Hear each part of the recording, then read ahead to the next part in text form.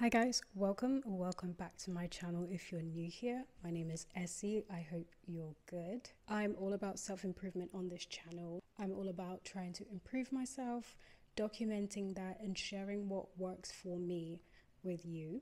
And I know that understanding finances, money, taxes, all that sort of stuff can be very overwhelming. It can be very confusing. Even sometimes checking your bank balance is a little bit scary if you know you've been making decisions that aren't very good decisions. I'm no finance guru, but I have been there. So here are some small, tiny changes that you can begin making towards financial freedom.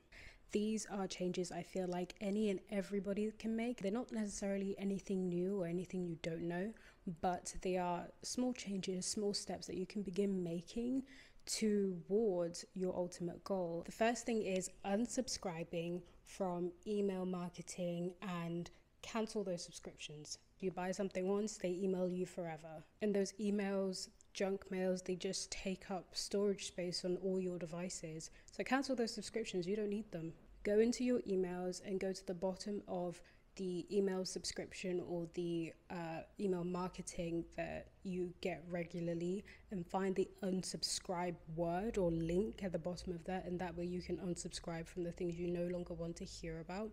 I think doing this is really going to help you clear your mind, clear your space from the clutter of constantly being marketed to, constantly feeling like you're missing out on a deal or you're missing out on something somewhere. When you are paying for something online, make sure you also unsubscribe or check the box that's usually in small print at the bottom to make sure that that's unticked, because that is usually where they get you and they begin sending you emails constantly. Number 2 is pay attention to the money going in and out of your bank account. A lot of people nowadays do online banking, and you can online bank with several apps, but sometimes it makes it easier to miss things. So make sure you're not only just checking the apps for the banks that you use, you're also checking your Apple Pay, because I've definitely had a situation once where I was noticing money come out to Amazon US, even though I'm based in the UK, from my Amex. But whenever I would go into my Amex app to check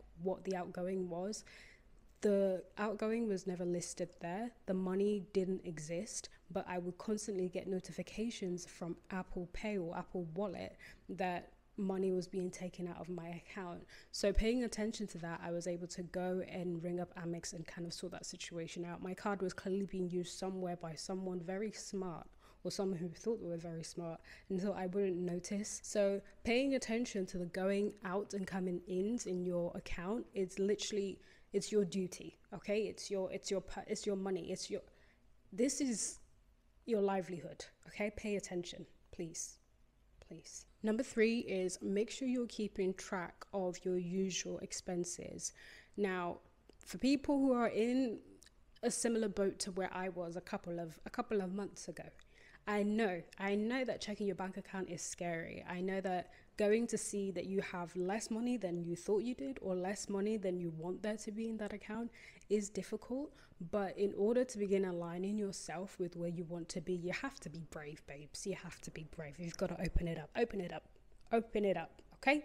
I would advise anyone who's wanting to begin aligning themselves with financial freedom to use something as simple as the Notes app to keep a track of your monthly expenses.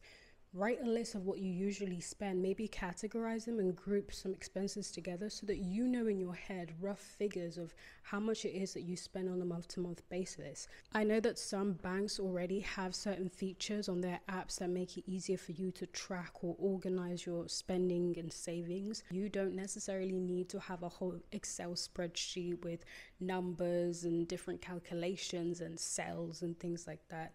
Number 3, this one is one that I've always been doing, but I kind of heard somebody talking about it here on YouTube recently, and it is to use wish lists instead of adding to basket. Don't quote me on this, but I feel like there's a psychological thing of adding it to the wish list versus adding it to basket that kind of stops you from impulse buying.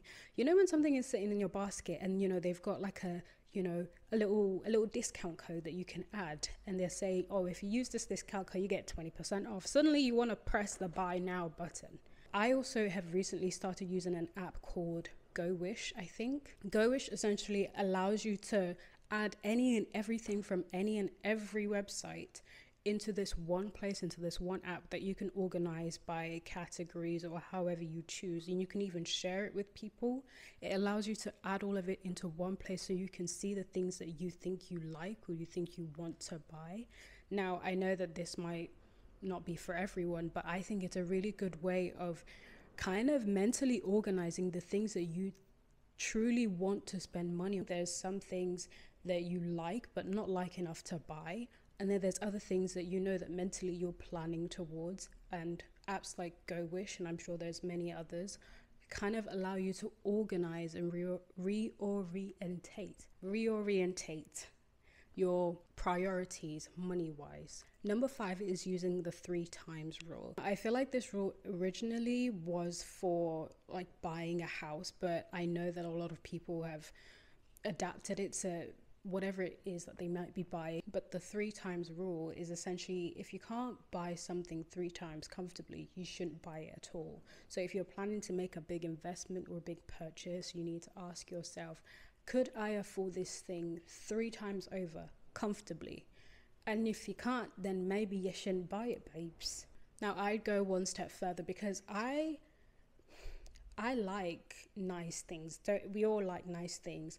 I would say that if you are really wanting something that is quite pricey, it's so easy these days to look for a dupe or look for an alternative. If you don't have Google app on your phone, and if you're not using it to search pictures, to look for similar things to what it is that you want to buy that's costing you $3,000, then what are you doing? It's as easy as taking a screenshot of the thing you want to buy and searching it in Google to look for similar things, and you can find alternatives firsthand, secondhand that way. So I've already mentioned the 5 main things that I think you can begin to do to allow you to mentally prepare yourself and align yourself with financial freedom. But I wanted to throw in a bonus one, which is to consider removing yourself from social media.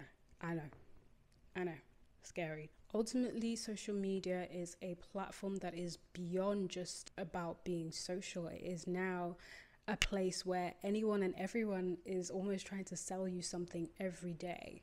And let me tell you something, comparison is the thief of joy and the cause of an empty wallet. And I've been there, and personally I have chosen to remove myself from social media, and I can see the impact that has had on my spending habits, my behavior, my attitude towards clothing, fashion, marketing, and all those sorts of things. And it has definitely helped me cut back on buying and spending on things that I don't really want or need or thought I needed or thought I liked. 3 months down the line, I'm donating it to charity. So that's it. Those are all the tips I have for you guys today. I really hope you enjoyed watching that, and I hope you find it useful. If you did, please comment down below what books, tips, or resources you have heard or you use that helps you get on top or stay on top of your finances. Also, let me know in the comments down below if you like this type of content, and I would be sure to make a part 2. And of course, like, subscribe, and hit that notification bell, and I will see you in the next one.